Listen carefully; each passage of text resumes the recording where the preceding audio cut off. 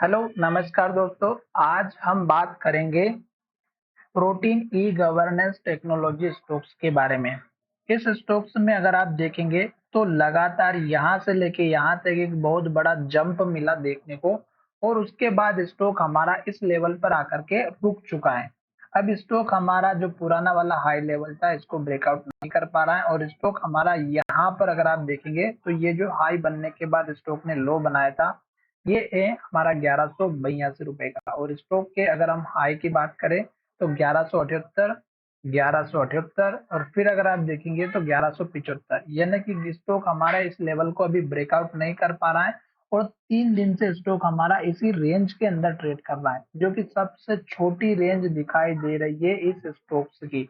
तो ये जो रेंज है ये अब हमारी स्टॉक्स की डायरेक्शन को निर्धारित करेगी। अभी स्टॉक यहाँ पर अटका हुआ है क्योंकि स्टॉक्स का पुराना वाला सपोर्ट लेवल बना हुआ है। अब जैसे स्टॉक हमारे इस लेवल को ब्रेकआउट करेगा 1175-78 के लेवल को, और उसके बाद आप छोटा सा टारगेट 1182 का रखिएगा, जो कि इस कैंडल के लो का है। उसके बाद आपको बड़ा जो टारगेट लेकर के चलना है वो आपको इस कैंडल का हाई लेकर के चलना है, जो यहाँ पर आपको दिखाई दे रहा होगा। इस कैंडल का 1225 रुपए के आसपास का, तो ये आपका टारगेट रहेगा 1225 का। उसके बाद आपको नेक्स्ट टारगेट जो लेकर के चलना है वो आपको लेकर के चलना है इस कैंडल के लो का, जो लगभग हमारा 1245 का है। तो ये दो लेवल आपके रखने हैं, और जब स्टॉक हमारे इन दोनों लेवल को ब्रेकआउट करेगा और इसके ऊपर क्लोजिंग दे देगा, तो फिर आपको टारगेट इस कैंडल के हाई का रखना है, जो लगभग हमारा यहाँ पर बना हुआ है 1290 रुपए, यानी कि 1300 रुपए का।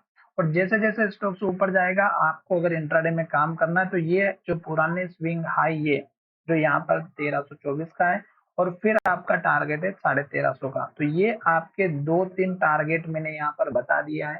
सबसे इंपॉर्टेंट आपका टारगेट 1350 का है, जो कि स्टॉक्स को अभी यहाँ पर पहले भी स्टॉक हाई के पास आया था 1300 तक, 1324 रुपए तक का, और स्टॉक को ऊपर नहीं जाने दिया। नेक्स्ट कैंडल में गिरावट आना स्टार्ट हो गई, तो ये लेवल पर जब स्टॉक फिर से आएगा, फिर से यहाँ पर इस लेवल के आसपास जो है प्रॉफिट बुकिंग होती हुई नजर आएगी। और जब स्टॉक हमारा इस लेवल को ब्रेकआउट करेगा तो स्टॉक में एक बहुत बड़ा अप मूवमेंट देखने को मिलेगा। साथ ही स्टॉक ने ये जो लो बनाया था, अगर आप इसको देखेंगे तो ये स्टॉक के आसपास स्टॉक ने लो बनाया था। पिछली बार भी स्टॉक में जो गिरावट आई थी इसी लो तक आई थी, और यहाँ पर जो बड़ी गिरावट आई थी इलेक्शन की वजह से मार्केट में, तो ये जो लो था ये 930 रुपए का था। तो ये लास्ट का लो आपका स्टॉप लॉस होना चाहिए, जो कि बहुत बड़ा लेवल है। पर अब हम यहाँ पर आपको एक छोटा सा स्टॉप लॉस बताएंगे, जो लगभग हमारा इस कैंडल के लो का रहेगा। अब ये इतना इंपॉर्टेंट लेवल है कि स्टॉक अगर हमारा फिर से इस लेवल के नीचे चला गया 1098 के, तो फिर स्टॉक में धीरे धीरे डाउन ट्रेंड स्टार्ट हो सकता है, क्योंकि स्टॉक का जो हाई है यहाँ पर है, फिर हाई और नीचे, और फिर हाई और नीचे है।